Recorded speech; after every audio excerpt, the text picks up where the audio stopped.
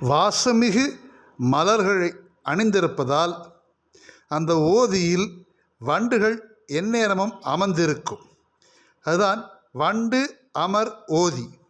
அந்த சொல்லே மருவி மண்டோதரி ஆனது. அந்த மண்டோதரி தான் மயன் மகள். இலங்கை வேந்தன் இராவணனை காதலித்து மணமுடித்து கொண்டவள். கம்பனின் காவியத்திலே ராமனின் சீதை, வசிஷ்டன் அருந்ததி, அத்திரியின் அனுசை போன்ற கற்பனை நங்கையர் வரிசையிலே மண்டோதரியும் குறிப்பிடப்படுபவள். காரணம், அவள் நினைந்ததும் மறந்ததும் இல்லாத நெஞ்சினள். இராவணனை அவள் மறந்தால் அல்லவா நினைப்பதற்கு?